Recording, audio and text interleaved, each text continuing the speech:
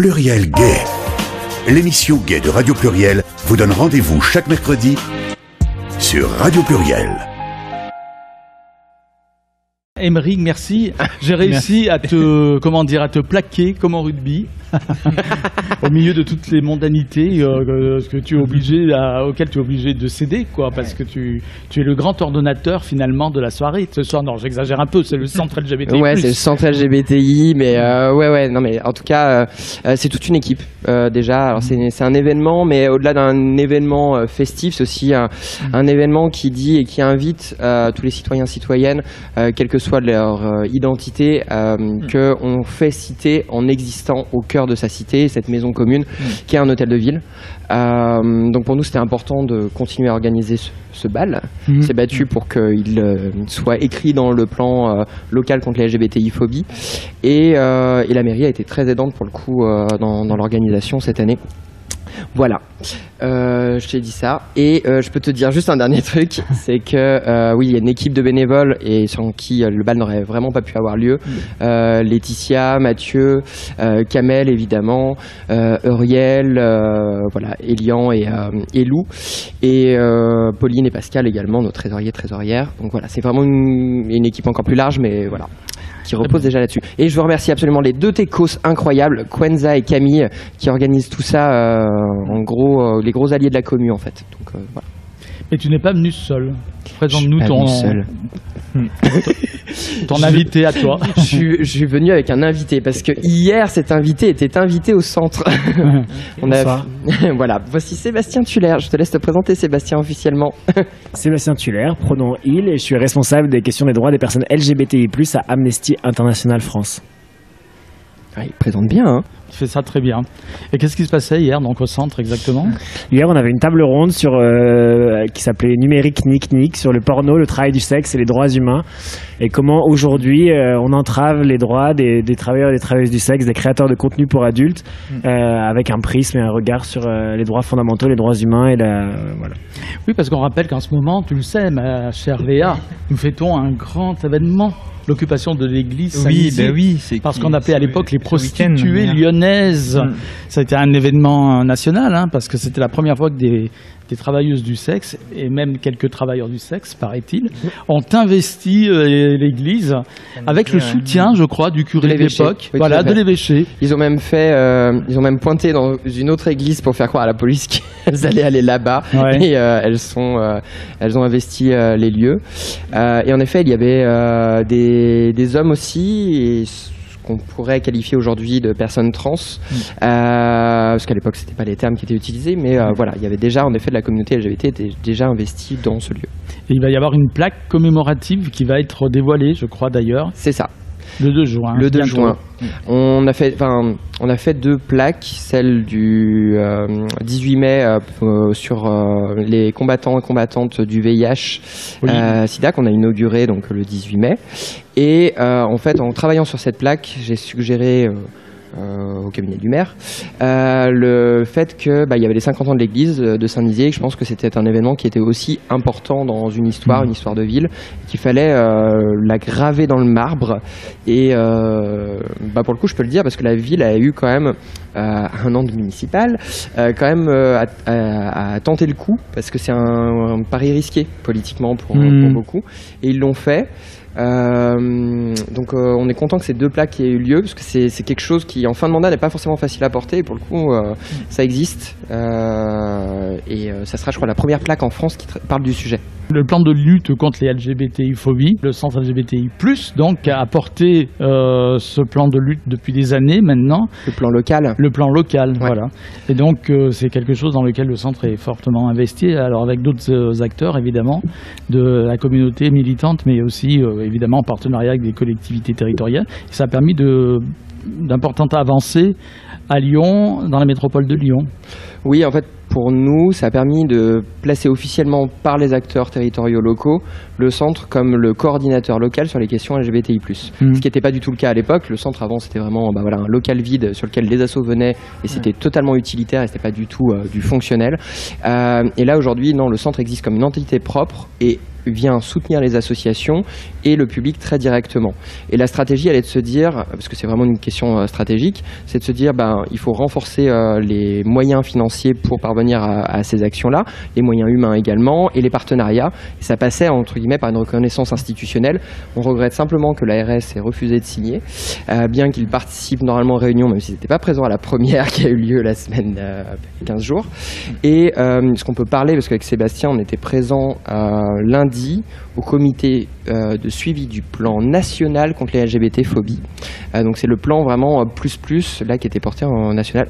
Et je pense que Seb, tu peux en dire 2-3 mots parce que tu y as assisté. Oui, c'est un plan national qui vise 2023-2026 et qui, du coup, l'ADILCRA et le ministère de l'égalité est censé coordonner toutes les actions intergouvernementales pour lutter contre les LGBTI-phobies partout, dans tous les ministères, et prendre vraiment, c'est un plan qui est pas parfait, mais qui est au moins inscrit sur 3 ans, entre 2023 et 2026, un certain nombre de mesures qui visent l'égalité des droits. Et en fait, ce qui est regrettable malgré tout, c'est que le premier comité de suivi ait lieu que 2 ans après la création de ce plan. On est déjà en 2025, c'est quasi la fin du plan et c'est la première fois qu'on se réunit. Mais la bonne nouvelle, c'est qu'un certain nombre de mesures avancent, sont engagées, et certaines administrations commencent à se mobiliser sur ces questions, mais on voit bien que c'est toujours pas à la hauteur des enjeux et que la question des agressions LGBTI-phobes est toujours très élevée. Le ministère même de l'Intérieur note une augmentation des agressions. SOS Homophobie, dans son rapport annuel aussi, note une augmentation des discours de haine et des actes anti-LGBT contre les personnes. Le taux de suicide des jeunes LGBT n'a pas changé depuis 15 ans. Donc on voit bien qu'il y a certaines mesures qui avancent, mais c'est vraiment des mesurettes comparées vraiment à ce qu'il faudrait mettre en place pour lutter contre ces discriminations structurelles dans notre société. Oui, mais on a peut-être un peu l'impression qu'à l'heure actuelle, c'est pas une thématique majeure pour le gouvernement, non ? Vous n'avez pas cette impression ? C'est mitigé. En fait, c'est que je pense qu'il considère qu'avec le plan, il se suffit en lui-même, qu'il y a une petite feuille de route qui est tracée en interne et qu'elle est suffisante en fait. Et de mon point de vue, évidemment, c'est insuffisant. Je pense que je rejoins Seb là-dessus. Mais pour moi, il y a un problème. Ils y vont un peu à l'aveuglette et ça manque d'une vraie coordination qui intègre les associations et, de mon point de vue, vraiment les centres LGBT qui sont directement acteurs de la plupart des enjeux des ministères qu'on a rencontrés. C'est-à-dire qu'il y a certaines associations nationales qui sont spécialisées sur des domaines, comme par exemple l'autre cercle sur la question du travail, on peut évoquer ça. Mais par contre, l'accès au droit et à la santé, l'accès j'allais dire, à un accueil, à une vie sociale, une vie culturelle, etc. Généralement, c'est très porté par les centres nationalement parlant. Et du coup, c'était très décorrélé de ça. Pour moi, ça manque de réunions, du coup, ministérielles dédiées. Réunions avec des acteurs et des actrices, par exemple AIDS, peut-être on pourrait penser à INIPS ou autre, mais les centres pour parler avec le ministère de la Santé. Des réunions pour parler des questions des droits, par exemple Amnesty, les centres, etc. Et voilà, il faudrait des volets pour moi dédiés et des temps de travail, parce qu'il manque un temps de travail en fait. Là, on a vraiment suivi, pour moi, un temps où on nous a déroulé des choses qui sont pas nulles en soi, hein, c'est pas ça, c'est vraiment l'approche qui manque de coordination et de synergie entre les structures. On est encore un petit peu sur l'État est là et les associations sont très en bas et pas forcément sur un pied d'échange. Mais c'est clair que quand on parle des droits humains et quand on parle de lutte contre les discriminations, l'État et le gouvernement aujourd'hui mettent pas la même priorité sur la lutte contre toutes les formes de discrimination, et les LGBTI-phobies, ça les intéresse assez peu en réalité. Et quand on voit qu'au gouvernement est présent des personnes qui ont voté une proposition de loi qui s'attaque aux mineurs trans, on voit bien qu'on vit une période particulièrement inquiétante, dangereuse, et aussi bien dans la rhétorique, mais dans même les législations qui sont adoptées en France et dans le monde, on vit vraiment une période d'attaque contre les droits des personnes LGBTI+. Et là, aujourd'hui, on instrumentalise la question trans parce que personne ne comprend rien aux transidentités. Mais en réalité, la question, c'est plutôt s'attaquer de manière largement à tout ce qui diffère de la norme et globalement l'ensemble des lettres de LGBTQIA+. Oui, c'est pour ça que tout le monde doit se sentir concerné en réalité. Comment Amnesty réagit par rapport à ce qui se passe notamment avec Trump aux USA, parce qu'on voit depuis que Trump est au pouvoir avec toutes ces lois transphobes qu'il y a une vague de haine qui s'est installée dans certains pays européens, notamment comme il disait le maire du côté de la Hongrie.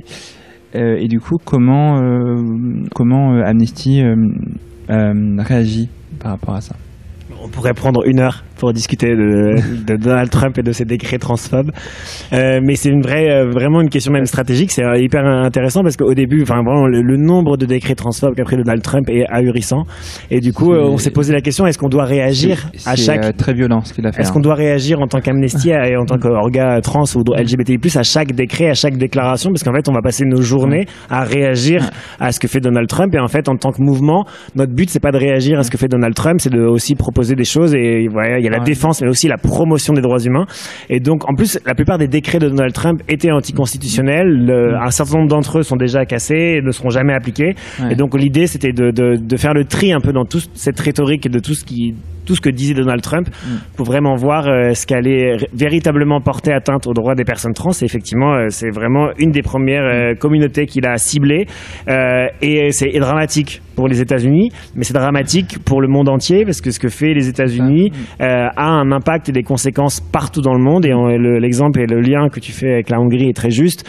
La Hongrie, Viktor Orban s'attaque aux droits des personnes LGBT depuis 10 ans. C'est vraiment une décennie d'attaques qu'on a documentées avec Amnesty, mais jamais il avait voulu interdire la marche des fiertés ou s'attaquer de manière aussi frontale à un droit qui est fondamental, qui est le droit de manifester. Enfin, on peut ne pas être d'accord, mais juste toutes les communautés ont le droit de manifester pacifiquement pour revendiquer des droits.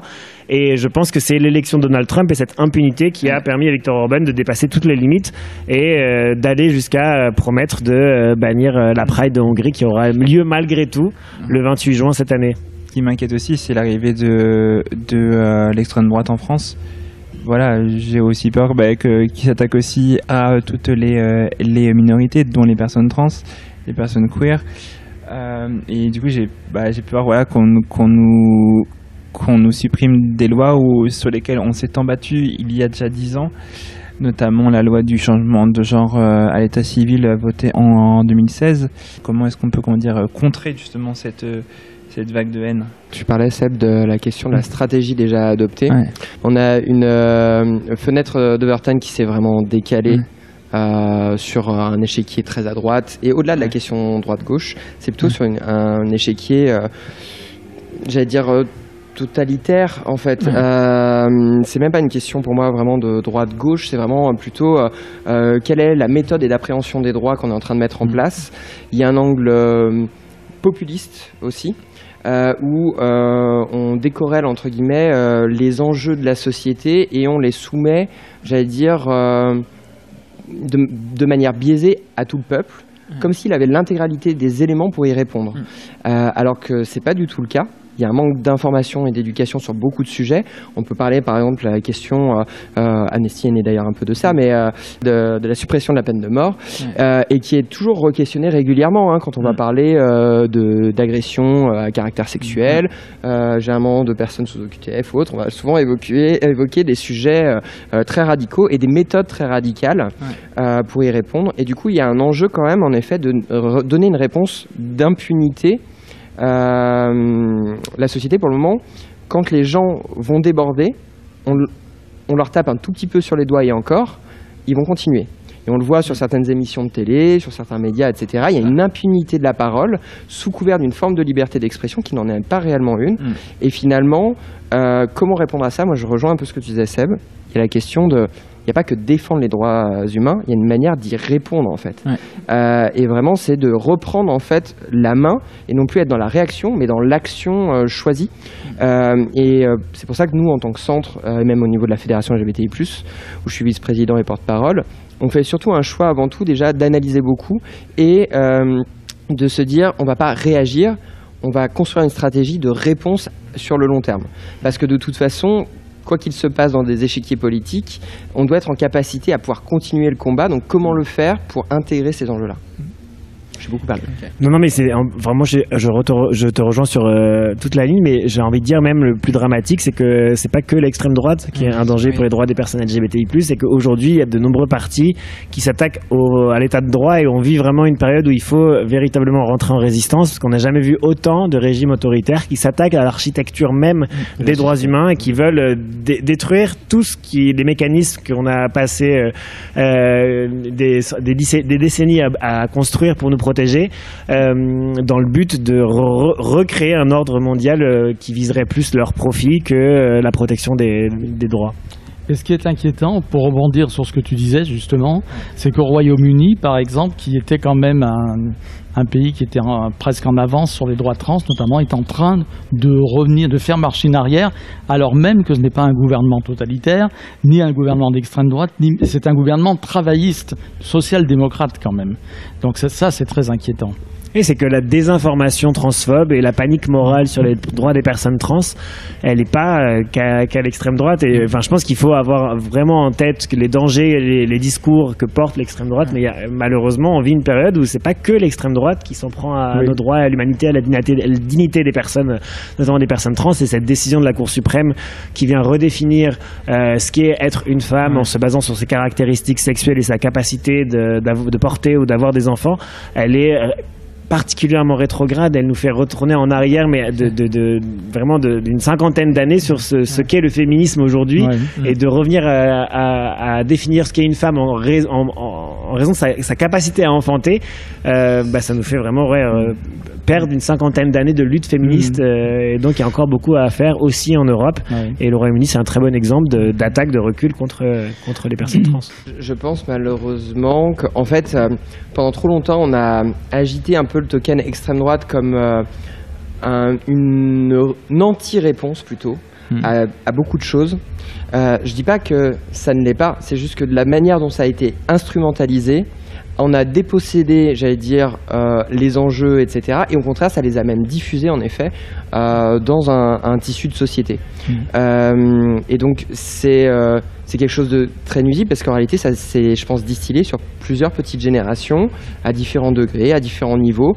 Et pour faire changer une société, il faut plusieurs générations généralement de personnes, et c'est là où c'est dramatique quand on revient en arrière, quand on s'est battu sur les droits, parce que en effet une politique gauche ou droite, ou quelle qu'en soit la tendance, etc., peut réutiliser en effet des éléments nuisants aux droits humains, comme tu l'as très bien dit, sur les enjeux par exemple aux États-Unis, en Angleterre. Je pense que c'est intéressant d'arrêter même c'est quoi l'extrême droite, ça commence où l'extrême droite, qu'est-ce qui définit l'extrême droite? Il y a plein de définitions sociologiques, mais du coup je trouve que, en tout cas c'est notre position à Amnesty International, c'est pas de se positionner est-ce que c'est de droite, est-ce que c'est de gauche, est-ce que c'est d'extrême droite, c'est le prisme, notre angle, c'est les droits humains. Est-ce que par rapport aux droits fondamentaux, les rhétoriques, les discours, les actes, les propositions de loi qui sont proposées protègent ou nuisent aux droits humains? Et je pense que c'est vraiment cet angle-là qu'il faut qu'on garde, parce qu'effectivement c'est trop simple de dire qu'il y a que l'extrême droite ou que la gauche ou la droite s'attaque ou pas. Vraiment notre seul prisme, peu importe ce que c'est l'extrême droite, il n'y a pas de définition en droit international, et ça m'intéresse assez peu. Il y a des régimes autoritaires, il y a des partis politiques qui s'attaquent à nos droits, et c'est ça qui devrait nous inquiéter. Et effectivement, malheureusement, c'est pas qu'un seul mouvement politique aujourd'hui, c'est beaucoup plus parsemé, parce que ces idées-là, elles prospèrent depuis un certain nombre d'années, et que peut-être on a cru qu'à un moment donné, avec le mariage pour tous, qu'on vivait une période de progrès, et que ça allait continuer. Or, on voit bien qu'au contraire, c'était un mur, qu'après le mariage, on avait déjà eu pas mal de choses, et qu'il fallait se contenter de peu, finalement, alors qu'il reste tout à construire. Rien n'est jamais acquis. Vous parliez de la Hongrie tout à l'heure, etc. Et moi, c'est Sébastien qui m'a tapé la motive de partir à Budapest le 28. Mais parce que aussi, au-delà de... Alors, si je me dis j'y vais, c'est parce que je me dis je suis pas tout seul non plus pour y aller. Mais en réalité, c'est aussi un message vraiment politique que je pense sincère. Moi, à l'origine, je suis pas très pride, je suis pas très manifestation dans ma vie, parce que je suis pas très à l'aise dans ce type de mouvement de foule, etc. Mais par contre, je me dis que là, cette année, le 28, c'est l'endroit où je dois être. Et plus que je ne l'ai été dans n'importe quel Pride ou autre chose, parce que déjà historiquement, c'est l'anniversaire de Stonewall en plus, et il y a une symbolique à se dire que dans cette même date va se jouer un moment de l'histoire, quoi qu'il en soit, celle de la Hongrie et des droits LGBT de la Hongrie, et qu'il faut être en soutien de ces personnes-là. C'est très important à mon sens. C'est pour ça que j'ai accepté un petit peu, mais je rends la couronne par ici. Et peut-être même que le centre de Paris nous accompagnera d'ailleurs. Moi, j'invite toutes les personnes à nous soutenir et à nous accompagner et aller à cette marche de Budapest qui sera historique. Ce sera les 30 ans de la Budapest Pride. Ça fait 30 ans que les organisateurs, organisatrices de la Pride s'entendent très bien avec la police, les autorités et cette marche accueille de plus en plus de personnes et mobilise de plus en plus, malgré la rhétorique de Viktor Orban et malgré toutes les lois qui sont votées au Parlement hongrois. On n'a jamais vu autant de pourcentage de personnes favorables au mariage pour tous en Hongrie, et cette rhétorique LGBTI-femme, elle est pas aussi partagée dans la population qu'au gouvernement, et donc cette marche, elle va être bruyante, elle va être fabuleuse, fantastique, il y aura flamboyante, malgré la menace, malgré les craintes, malgré le risque de violence, mais au contraire, plus on sera nombreuses à aller à Budapest, plus les autorités seront obligées de nous protéger. Oui, c'est ce que tu nous as annoncé donc dans ton beau discours, d'ailleurs, que tu as fait sans notes. Voilà. Je ne suis pas très satisfait de mon discours, mais c'est gentil. Non, mais il y avait beaucoup de choses. Enfin, juste pour revenir en 2 secondes sur le discours, parce que je pense que c'est important, il y a d'autres éléments que j'aurais aimé pouvoir dire. J'étais pas très à l'aise pour je suis dyslexique, donc c'est difficile pour moi déjà de lire un discours. Faut vraiment que j'ai plus de 3 semaines pour le préparer, l'intégrer, etc. Et pour pousser un petit peu plus loin, c'est que j'aurais aimé mieux parler, notamment des personnes trans et intersexes, qui sont des gros leviers, des gros oubliés, notamment des droits de manière générale. Et il y a beaucoup d'autres sujets qui mériteraient d'être mis en valeur que ce que j'ai dit tout à l'heure. Donc c'est pas forcément un beau discours, mais par contre, c'était un moment qui pour moi, et c'est ce que j'essaie de faire même l'année dernière quand je l'avais fait, où je veux que les gens se sentent solidaires à la fin en repartant.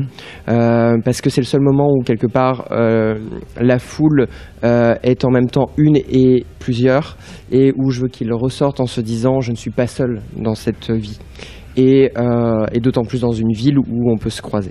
Voilà, donc je n'étais pas satisfait, mais le message était quand même là, et avec une performance à la fin qui en disait long, je pense quand même. Et pour terminer, pour conclure, on va peut-être conclure. Bon, c'est peut-être trop tôt pour tirer un bilan de la soirée, mais vos impressions pour la soirée. Déjà, la jauge était pleine. Seb, déjà, qu'est-ce que tu en penses en tant qu'usager parisien qui connaît les bals parisiens? Non, mais je trouve ça incroyable de pouvoir faire une soirée queer au sein de l'institution qui est cet hôtel de ville. Donc déjà, merci beaucoup aux organisateurs, organisatrices de cet événement. Et non, je pense que c'est un pari qui est réussi, encore plus quand il est régulier. Et en plus, qui s'inscrit, effectivement, comme vous l'avez rappelé au début, sur cette histoire de révolte de l'église de Saint-Nizier, et que voilà, 50 ans, c'est l'occasion de commémorer 50 ans de lutte.